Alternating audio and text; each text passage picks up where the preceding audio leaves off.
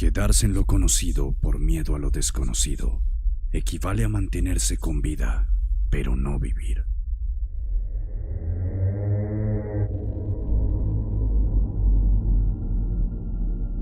Al hombre le ocurre lo mismo que al árbol. Cuanto más quiere elevarse hacia la altura y hacia la luz, más fuertemente tienden a crecer sus raíces hacia la tierra, hacia abajo, hacia lo oscuro, lo profundo, hacia el mal.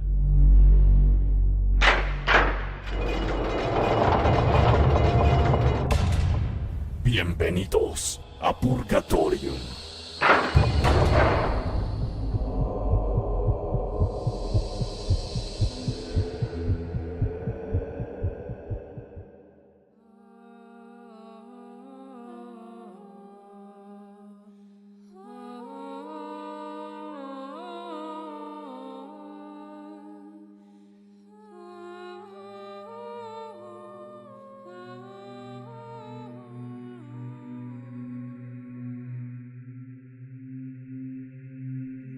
Sean bienvenidos nuevamente a un nuevo capítulo de Purgatorio.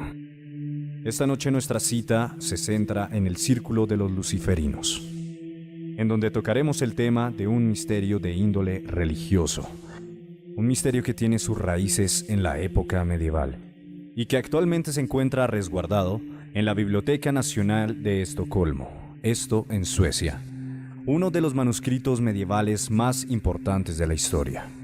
Hablamos del Codex Gigas, un tesoro que ha perdurado a través de los siglos. En este momento les habla Sobrist y quien le da la bienvenida además a mi compañero, Sapiens. Buenas noches, Sobrist. Buenas noches también a toda nuestra audiencia que nos escucha en este momento. Y damos apertura entonces a nuestro tema del día de hoy, el Codex Gigas, expresión que en el español traduce literalmente libro grande. Este manuscrito fue considerado la octava maravilla del mundo en su momento debido a las proporciones que tenía. Específicamente, y como podemos ver en pantalla en este momento, este manuscrito tenía una medida de 90 centímetros de largo por 50 de ancho y tenía un peso aproximado de 75 kilogramos, que es equivalente al peso que tiene una persona adulta promedio. Debido a esto y a las circunstancias en que fue escrito, así como su contenido, fue considerado botín de guerra, desató pleitos entre figuras políticas y del clero, incluso llegó a ser escondido por un emperador romano en su momento. Sin embargo, este libro siempre estuvo rodeado por un aura misteriosa que llevó a que ocurrieran hechos que hasta el día de hoy no se les ha podido dar respuesta. Ciertamente, muchas interrogantes y misterios se ciernen en torno de este manuscrito. Esto también debido a su llamativo contenido, ya que dentro de este códex podemos encontrar la Biblia, o al menos lo que es la versión Vulgata de la misma, una versión que es su traducción del hebreo al latín y que no contiene los Hechos de los Apóstoles ni el Apocalipsis. Además de eso, podemos hallar textos completos de las Crónicas Bohemorum, o Crónicas Checas, como fueron conocidas gracias a su autor, Cosmas de Praga. Encontramos también variedad de curas medicinales, encantamientos mágicos y dos trabajos de un historiador muy reconocido por aquel entonces, de nombre Flavio Josefo, cuyos escritos son Las Antigüedades Judías y la Guerra de los Judíos. Es importante hacer énfasis que dentro de este manuscrito se encontraron apartados inusuales para lo que podría ser considerado un texto en estas épocas. Apartados tales como lo son tratados sobre medicina, escritos por el médico Constantino el Africano, un calendario y una lista necrológica de personas fallecidas, así como textos referidos directamente al tema de los exorcismos. Cada uno de estos apartados acompañado de diferentes ilustraciones, pero se encontraba una que resaltaba entre todas las demás, que llamó la atención de toda persona que tuviera acceso a este manuscrito. Esta ilustración nos mostraba una criatura mitad hombre, mitad bestia, y la cual le ganaría el nombre por el cual sería conocido después históricamente. Estamos hablando de la Biblia del Diablo. Así es, Sobris, y es debido a esta ilustración que encontramos precisamente en la página número 290 que se construyó toda una leyenda alrededor de este manuscrito. La leyenda reza que en el año de 1230 en un monasterio de Bohemia, República Checa, un monje benedictino iba a ser juzgado por su monasterio por haber incumplido alguno de los votos a los que se tienen que regir cualquiera de los monjes que hagan parte de esta orden. Es importante resaltar que en esta orden de los monjes negros, como son conocidos comúnmente, absolutamente todos se tienen que acoger a votos de pobreza, castidad, ayuno, autoflagelación e incluso deben portar cilicios, que son fajas con púas que se adhieren a la piel, así también como un voto en la falta de sueño, es decir, durante algún tiempo prolongado no pueden dormir. Así que este monje incumplió alguno de estos votos y los altos mandos de su comunidad decidieron juzgarle. Él se encontraba encerrado en una celda que quedaba dentro del mismo monasterio y un día cualquiera los líderes decidieron darle muerte utilizando la técnica del emparedamiento.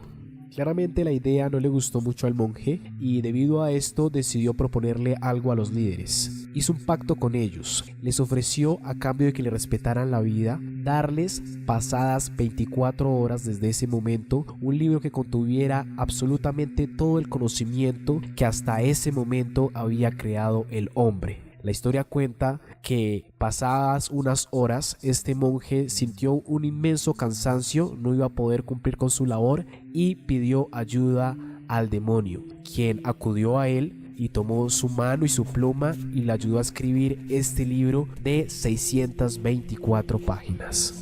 Así es, Sapiens. En este momento nuestra audiencia puede dirigirse a sus pantallas para ver la imagen en cuestión que le daría el nombre a este manuscrito, al Codex Gigas, como la Biblia del Diablo. Aquí podemos ver esta ilustración, la cual se encuentra dentro de un marco formado por dos grandes torres. Allí encontraremos entonces a esta criatura, mitad hombre, mitad bestia, la cual se encuentra agachada, con sus brazos levantados, enseñando en cada una de sus extremidades 4 garras muy puntudas, al igual que lo que vienen a ser sus cuernos son de un color rojizo, y su rostro denota familiaridad con lo que viene a ser un reptil, debido a su color verdoso, a su aspecto escamoso y a su lengua bífida.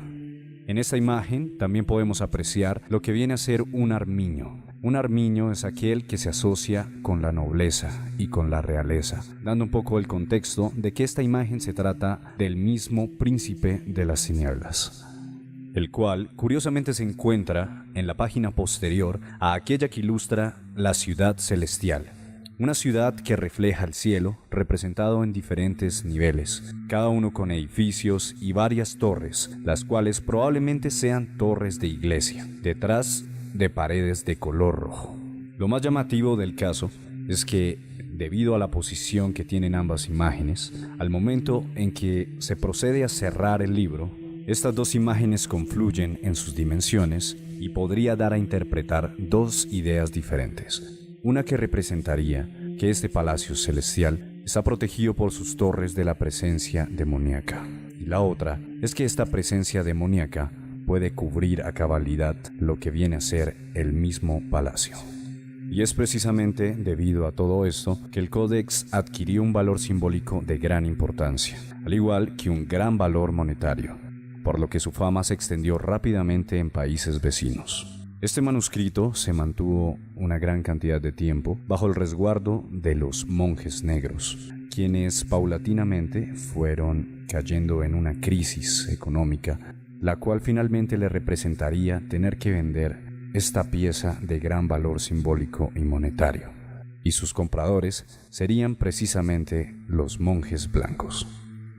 De este modo, el Codex cambió de propietario y pasó a manos de un monasterio de monjes blancos pertenecientes a Sedlec, a las afueras de Praga. Durante mucho tiempo fueron ellos quienes sustentaron el poder que representaba este manuscrito. Sin embargo, pasados algunos años y debido, tal vez, cuenta la historia, a tener bajo su poder este invaluable libro, empezaron a suceder cosas misteriosas dentro de la orden. Al cabo de unos años, la peste negra atacó a toda la región. Para los que no lo saben, la peste negra o peste bubónica Es una pandemia que se extendió a lo largo de Europa debido a la propagación de una bacteria que afecta primordialmente los pulmones, razón por la cual a millones de personas murieron durante esta época en este continente. Sin embargo, la historia ubica el origen de la aparición de esta pandemia dentro del monasterio de los monjes blancos al hecho de que el Codex Giga haya estado dentro del mismo. Sea como fuere, esta pandemia dejó muchos restos humanos a lo largo del monasterio, a las afueras también del cementerio que quedaba justo enfrente, y la única solución que atinaron a encontrar los monjes blancos fue a tomar todos estos restos y hacerlos parte del monasterio, construyendo con ellos infraestructura e incluso cáliz y lámparas. En pantalla podemos ver las imágenes del cáliz hecho con los huesos y los cráneos, también una lámpara, y aquí está uno de los más icónicos, que es el Capitolio. Finalmente, y debido a todos estos acontecimientos que surgieron después de haber obtenido el códex, el monasterio de los monjes blancos encontró comprador para este manuscrito y decidió deshacerse de él lo más pronto posible.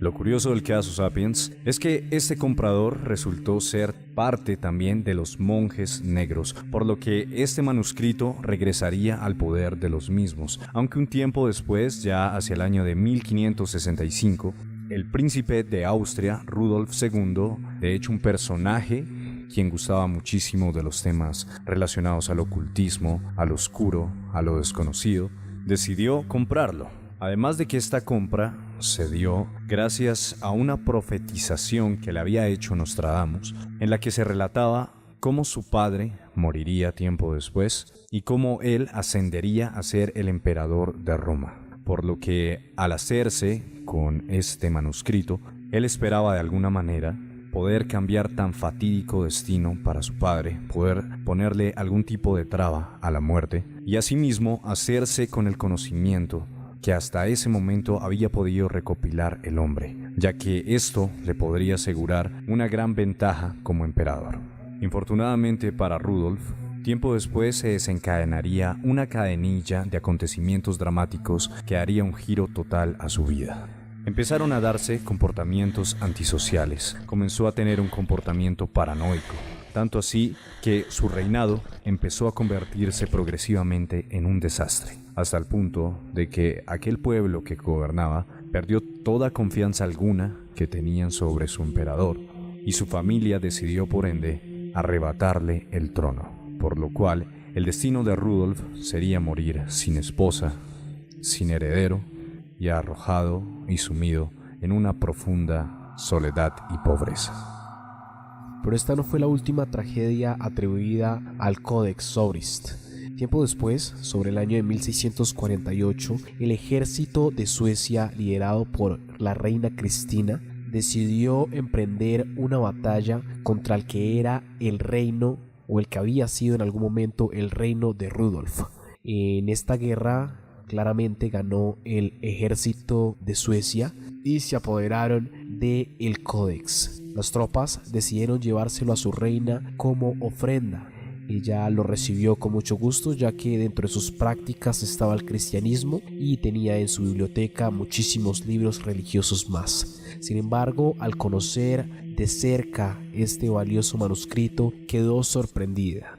Se podría decir que el haber adquirido el Codex Giga resultó para ella algo muy importante. Sin embargo, años después y con giros del destino, decidió repentinamente cambiar su religión y se pasó al catolicismo. Decidió huir de Suecia, aislarse en Roma y llevarse solamente alguno de sus libros. Entre estos no figuraba por ningún lado el manuscrito que había sido llamado la Biblia del Diablo.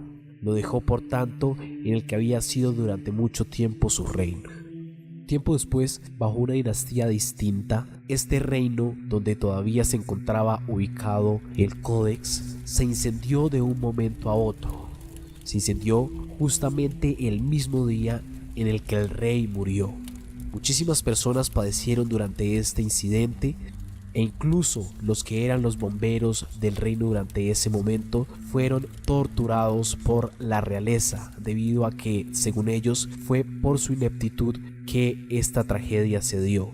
Durante el incendio, los siervos se dedicaron a salvar todos los elementos valiosos, entre ellos el manuscrito, que según relata la historia fue lanzado por una ventana por uno de los siervos para ponerlo a salvo. Cabe resaltar que al respecto, y muchos años después, algunos historiadores se han dado cuenta de que la única página que al parecer sufrió algún tipo de desgaste debido a este incendio es precisamente la página 290, donde está la ilustración del demonio. Este fue el último incidente conocido oficialmente por la historia relacionado con el lugar en el que se encontraba el Codex Giga.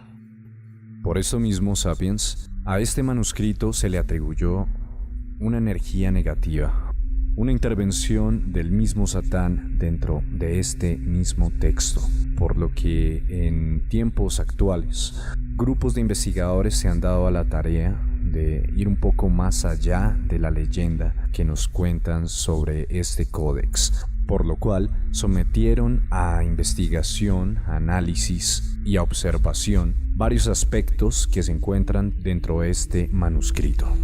Aspectos como lo era la validez de que al menos había sido escrito por la misma persona, por lo cual se dieron a la tarea de mirar su grafología, en donde se estudió cuidadosamente las letras, aquellas que coincidieran en forma, tamaño, curvatura, e incluso la presión que ejercía la persona al momento de escribirlo, dando como resultado que efectivamente dentro de esta grafología se encontraba una coincidencia muy alta entre las letras, lo cual indicaba que efectivamente había sido realizado por la misma persona. Además, este escrito fue realizado con el mismo estilo de tinta que por aquella época podía partir de dos puntos, uno siendo elaborado a partir de insectos machacados y el segundo a través de lo que vendrían ser metales, por lo que sometiendo este libro a una luz ultravioleta se dieron cuenta de que las letras no llegaban a tener el brillo que indicaba que habría sido realizado a base de tinta con metales, sino que encontraron que era opaco